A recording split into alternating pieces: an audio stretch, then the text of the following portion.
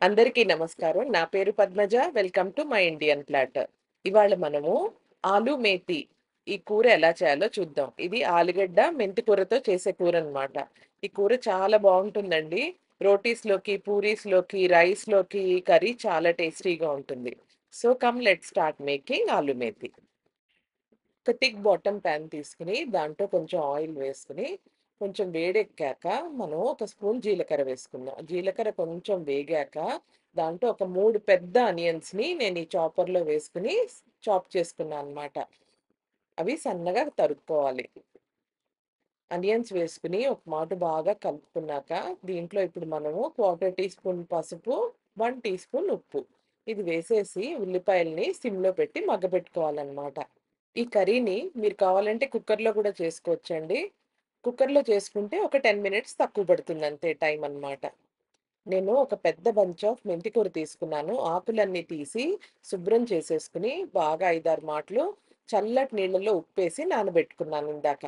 ఈ లోపల మన ఉల్లిపాయలు ఒక 30% దాకా బాగా వేగాయి. ఇప్పుడు నేను జింజర్ గార్లిక్ పేస్ట్ వేసుకున్నాను ఒక స్పూన్. అలాగే 2 స్పూన్ల కారం వేసేసి ఒక మాట బాగా కలిపేసుకోవాలి.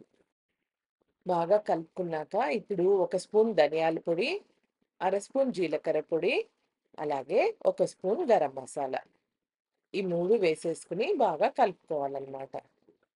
మనము ఇందాక మెంతి కూర ఆకులు ఉప్పు నీళ్ళలో నానబెట్టుకున్నాం గదా! ఆ ఉప్పు నీళ్ళన్నీ తీసేసి బాగా సన్నగా కట్ చేసుకొని, ఈ మెంతాకులు కూడా ఇప్పుడు మనం దీంట్లో ఏసి కలిపేసుకుందాం. మెంతాకులో నీళ్లుంటాయి కదా! కొంచెం ఆ నీళ్లు ఎగిరే వరకు దీన్ని సిమ్‌లో పెట్టుకొని, ఒక 5 నిమిషాలు కనుక మనం కుక్ చేసుకున్నామంటే మొత్తం నీరంతా ఎగిరిపోతుందనమాట. ఒక 5 నిమిషాలయ్యాక చూసారా దాంట్లో నీరంతా ఎగిరిపోయింది. కానీ ఇంకా కుక్ అవ్వాలి.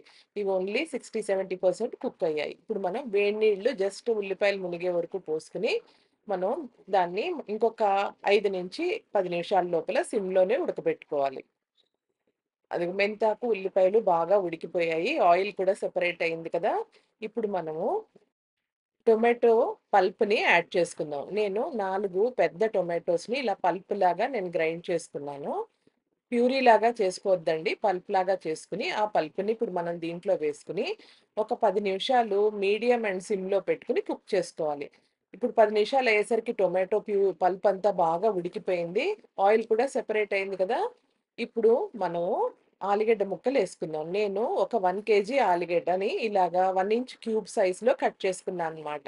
ఈ కట్ చేసుకున్న ముక్కలన్నిటిని ఇప్పుడు మనం కూరలో వేసుకొని బాగా కలుపుకోవాలి. ఒకవేళ మీరు కనుక ఈ కర్రీని కుక్కర్‌లో వండుకోవాలనుకుంటే, మనము ఆలుగడ్డలు వేశాక ఒక 5 నిమిషాలు బయట మూత పెట్టకుండా ఉడకబెట్టుకోవాలండి. 5 నిమిషాలు అయ్యేసరికి మనం వేసిన ఆలుగడ్డల్లో నీరంతా కూడా మొత్తం ఇంకిపోతుంది. ఇప్పుడు మనం ఆలుగడ్డలు మునిగే వరకు వేడి నీళ్లు పోసుకొని, కుక్కర్ మూత పెట్టేసి, విజిల్ పెట్టి, మీడియం హీట్‌లో పెట్టి, ఒక్క విజిల్ వచ్చాక కుక్కర్ ఆఫ్ చేసుకోవాలి. అదే కడాయిలో అయితే గనక మనకి 10 నిమిషాలు పడుతుంది. ఇలా మనము టేస్ట్ చూసుకోవాలనమాట ఒక మాట. టేస్ట్ చూసుకొని, ఒకవేళ ఉప్పు కనుక ఏమైనా తగ్గినట్టయితే ఈ టైంలో యాడ్ చేసుకోవచ్చు మీరు. నేను కొంచెం ఉప్పు యాడ్ చేసుకున్నాను. సరిగ్గా 15 నిమిషాలయిందండి. సిమ్‌లో నేను కుక్ చేసుకుంటున్నాను. ఆలుగడ్డలు బాగా ఉడికిపోయాయి. ఒక్కసారి ఒక ఆలుగడ్డని మీరు తీసుకొని స్పూన్‌తో కనుక ఇలా నొక్కినట్టయితే మనకి ఆలుగడ్డ ఉడికిందో లేదో తెలుస్తుంది కదా! ఇదిగో ఆలుగడ్డలైతే బాగా ఉడికిపోయాయండి. ఇప్పుడు మన కూర కూడా రెడీ అయిపోయింది. లాస్ట్‌కి మనం ఏం చేయాలంటే ఎండు కొబ్బరి ముక్క ఒక 2 ఇంచులు ఎండు కొబ్బరి ముక్కని 4, 5 జీడిపప్పు ఇలాగా మెత్తగా పొడిగా గ్రైండ్ చేసుకోవాలనమాట. ఆ రెండిటి పొడిని ఈ కూరలో వేసేసి బాగా కలుపుకోవాలి. కలుపుకొని ఇంకొక 5 నిమిషాలు సిమ్‌లో ఉడకబెట్టుకోవాలి. అలాగే దింపే ముందర మనం ఒక స్పూన్ నెయ్యి కూడా వేసుకొని దింపామంటే కూర టేస్ట్ చాలా బావుంటుందండి. మనం వేసిన ఎండు కొబ్బరి, కాజు పొడి అలాగే నెయ్యితోటి కూర టేస్ట్ చాలా ఎలివేట్ అవుతుందనమాట.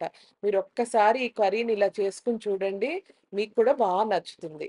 మనము దాన్ని డిష్‌లోకి తీసేసుకొని కొత్తిమీరతో గార్నిష్ చేసుకొని, మనం ఇలా సర్వ్ చేసామంటే తిన్న వాళ్ళందరూ మెచ్చుకోవాల్సిందే. కర్రీ చాలా బావుంటుందండి. మీరందరూ ట్రై చేయండి. ఈ రెసిపీ కనుక మీకు నచ్చినట్టయితే please like, share and subscribe to my channel for more such videos and thank you for watching my Indian platter.